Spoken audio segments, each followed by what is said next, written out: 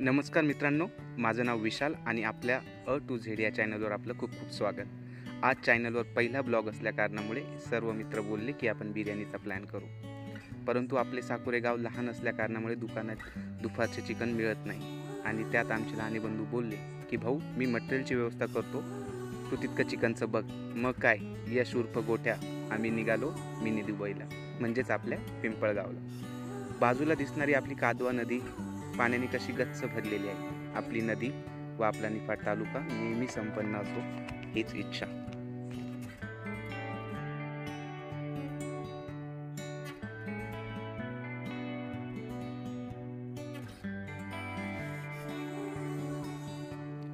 नंतर काय, गोटू आणि मी पोचलो चिकन मार्केटला। भाऊंना बोललो मस्त फ्रेश चिकन द्या।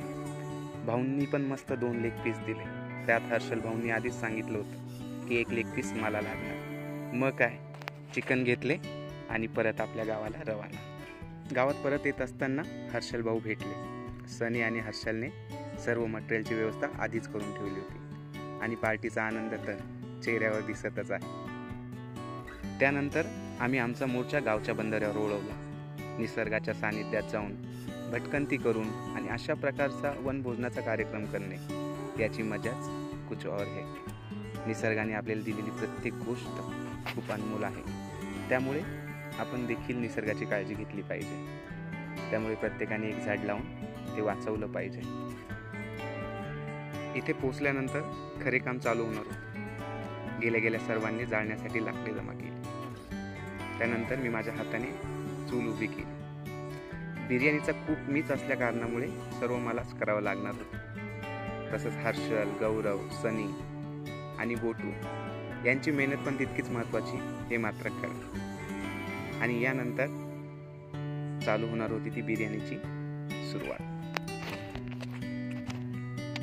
लॉकडाऊनमध्ये एक चांगली गोष्ट सगळ्यांना भेटली, ती म्हणजे स्वयंपाक करण्याची, आणि नक्कीच त्या काळात बिर्याणी सुद्धा शिकली। चला तर मग आता बिर्याणीला सुरुवात करू। बिर्याणी सर्वात महत्त्वाचे इन्ग्रेडियंट म्हणजे कांदा, त्यासोबत टोमॅटो, हिरवी मिरची, अख्खा मसाला, मीठ, चिकन, तांदूळ ह्या गोष्टी पण लागतातच। चला आता बनवूया आपली बिर्याणी, नक्कीच चांगली बनणार।